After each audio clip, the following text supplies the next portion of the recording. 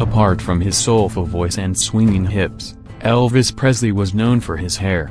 So it's perhaps no surprise that a strand from the king of rock and roll's pompadour, surreptitiously hoarded by his personal barber, would bring in more dough than hair from John Lennon, $48,000, John F. Kennedy, $3,000, and Beethoven, $7,300, combined.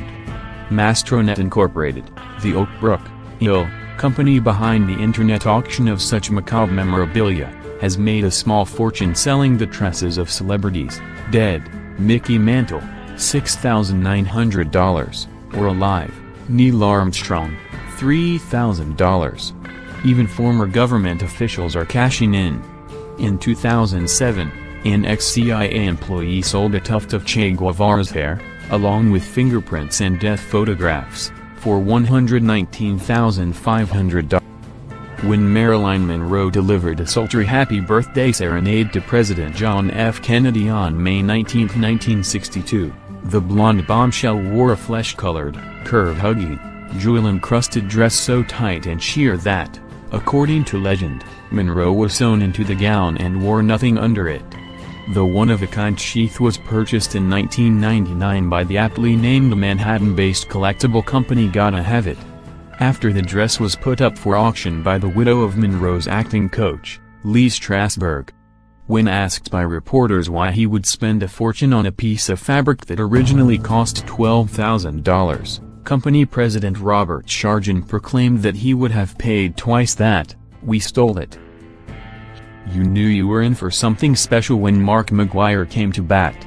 With the best at-bats per home run ratio in the history of baseball, 10.61 compared to Babe Ruth's 11.80, the St. Louis Cardinal was destined for Major League Baseball history.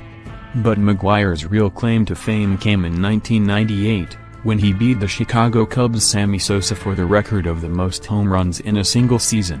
Comic book creator and music producer Todd McFarlane bought the record-breaking 70th home run baseball for $3 million and added it to his collection of 9 other Sosa and McGwire baseballs from the 1998 season. In 2003, McFarlane also purchased Barry Bonds' 73rd home run baseball, for which he paid $450,000. Apparently steroid scandals decrease the value of sportsmen. Even if you don't play the violin, you've probably heard of Antonio Stradivari, the famous Italian craftsman of stringed instruments, or luthier, as such a person is known. But it was Bartolomeo Giuseppe Antonio Guarneri, the grandson of one of Stradivari's apprentices, whose instrument broke the world record for the highest-priced auction item. The 250-year-old violin, one of only 250 Guarneri instruments that survive, was purchased by a Russian lawyer. It was subsequently played for the first time in 70 years by Israeli maestro Pinchas Zuckerman during a private concert in Moscow. There are only 21 other cars like it, but none of them are quite so expensive.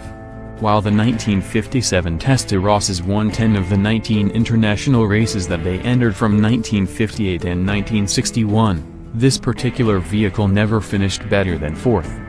No matter, the car's finest quality is not its speed but its beauty. With a body made by famed Italian automobile designer Sergio Scaglietti, the Testa Rossa boasts pontoon fenders and is said to have been one of Scaglietti's favorites. The record-breaking Ferrari auction, organized by RM Auctions and Sotheby's, in May 2009 proved that at least one luxury item has survived the risk. If diamonds are a girl's best friend, the Wittelsbach would make one heck of a BFF. The 35.56-carat blue diamond dates back to the 17th century, when King Philip IV of Spain selected the jewel to be part of his daughter's dowry. The diamond passed among Austrian and Bavarian royalty for centuries, but after World War I Bavaria became a republic and the jewel was repossessed by the state. Christie's auction house tried to sell it in 1931 but apparently found no buyers. The diamond disappeared for a few decades only to resurface in 1962. A private collector purchased it in 1964, but sold it in 2008 for $23.4 million. When construction workers first unearthed this 2,000-year-old bronze sculpture in Rome in the 1920s, They never could have guessed it would fetch the highest price for any relic, indeed, for any sculpture, period, ever sold at auction. I'd say it's probably the best antiquity I've sold in my 37 years at Sotheby's, a director at the famous auction house said of the 36-inch statue of the goddess of the hunt. And to think, some curators predicted it would only sell for $7 million, as the ultimate Renaissance man. Leonardo da Vinci meticulously recorded his thoughts, musings and sketches in journals throughout his life. Of the 30 that remain, his most famous is the Codex hammer, named for the British nobleman who acquired the 72-page journal in 1717.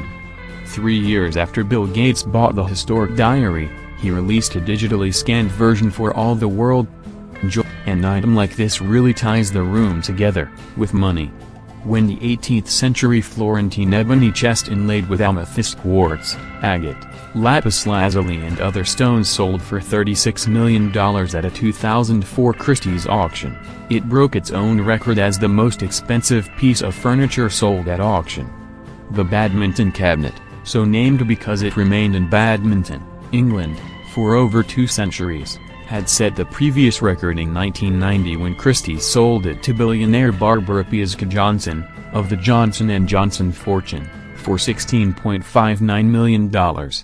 Johnson put it up for sale in 2004, when it was bought by Prince Hans Adam II of Liechtenstein, who donated it to the Liechtenstein Museum in all it took was a little over 8 minutes to set the record price for a piece of art sold at auction.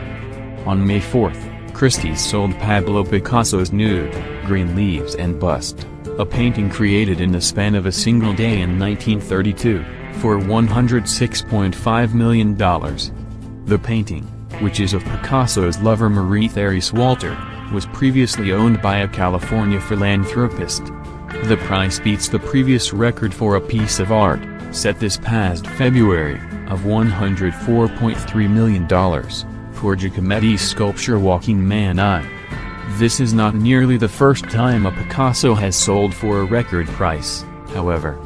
In 2004, the painting Boy with a Pipe, The Young Apprentice, sold for a then astounding $104.1 million.